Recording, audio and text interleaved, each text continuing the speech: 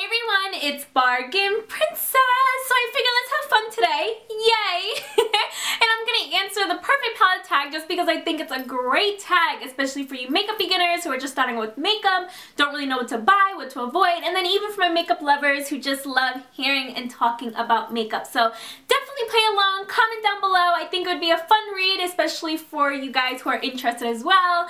Just play along. Let's have fun together. Yay! So anyways, a lot of my palettes are either a mixture of high-end, low-end mixed together because, believe it or not, low-end drugstore palettes are just as great. Anyways, I have my palettes laid out in front of me, so let's begin. First question is best packaging, and hands down, has to be Urban Decay. I just think they're so creative, so unique, fun, colorful, vibrant. It's eye-catching, and that's just what I'm all about. So Urban Decay definitely, hands down, has my vote for best packaging. Best color payoff, kind of had a tough one with this just because I have two palettes that I love and reach for the most, and I just figured out of the two, which one did I wear today? And that is the Wet n Wild Nude Awakening palette. Unfortunately, this was limited edition, but this palette is bomb. Just a couple weeks ago, I just figured out that this palette, seriously, is a dupe for the Naked palette. Crazy, right? Told you so! But seriously, the pigmentation on Wet n Wild eyeshadows are amazing. This was like a type of brand that maybe about 2 years ago that I would just walk past and avoid just because it wasn't, you know, eye-catching. The color pigmentation kind of sucked, but lately they have stepped up their game. I am loving Wet n Wild. They have so many Wet n Wild palettes, but this one I reach for the most just because it has a mixture of mattes, nudes, it has smoky eyeshadows as well, and especially if you're in a rush, this blackish gray gunmetal color is perfect to do a winged out eyeliner. Most versatile has to be my eBay palettes. These babies, oh my god, have been with me ever since I first started out on YouTube. These were actually my first ever upload onto YouTube. Wow, the memories. But seriously, my most popular makeup videos actually came from these palettes right here. Maybe I should actually go back to these palettes because lately they just haven't been cutting it with you guys. But anyways, the pigmentation is amazing. I got this for $9.99 or $9.95 on eBay. And that was just because during the time when I first started out on YouTube, there was a lot of people talking about the 120, the Coastal Scent palettes, but they retailed for like $25, $30, $40. And then on top of that, I wasn't sure if I wanted to invest on a large palette like this just because I wasn't into wearing that bright, bold makeup. And I was a newbie. I was just starting out. But just beware. The packaging is pretty cheap, but you know, you get what you pay for. So, best palette for traveling, I really want to say my Tarte Off the Cuff palette. I just recently picked this up at Sephora. This is their holiday palette from Tarte, and this seriously is amazing. You know how I was kind of like about the Park Avenue Princess bronzer?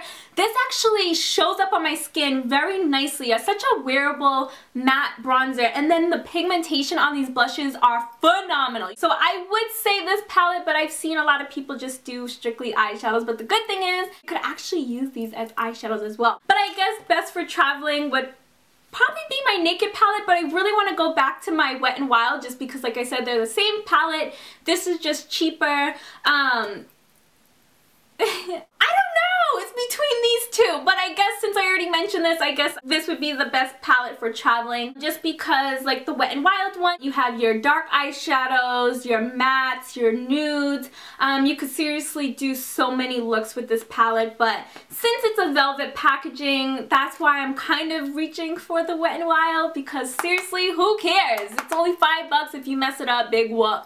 Biggest regret. This is so funny to me just because I created this palette myself. This is the Inglot Freedom System palette. I created this maybe about a year or two ago at IMATS with Sunkissed Alba. And IMATS, if you haven't been, is so crazy, so hectic, jam-packed. So I felt the need that I had to like rush and hurry up, and not to mention a lot of the eyeshadows that I wanted was sold out. So yeah, I mean, granted these colors right here are neutral, they're matte, but these two I've never ever used for a makeup look. But seeing how I'm so obsessed with my Wet n Wild palette, they already come with a matte cream and a matte brown color, so I just don't feel the need to always reach for this palette. This definitely has to be my biggest regret, just because I spend so much on this and I just don't use it. That's so bad. But at least it's pretty packaging. Best color names, I guess going back to my Urban Decay palettes, just because they're fun, they're creative. Like, come on, the Naked palette, you have names like Virgin, Sin, Naked, Hustle, Creep, like, hello. Least Used palette is this sucker right here. I purchased this a year ago at Target during their Black Friday sale. I used this, I think, for only one makeup look, and even in that video I was complaining how bad this palette is. You just have to do a lot of work to get a great color payoff. It's very chalky. Even though it was $10, this seriously is so bulky, so big, it wastes space.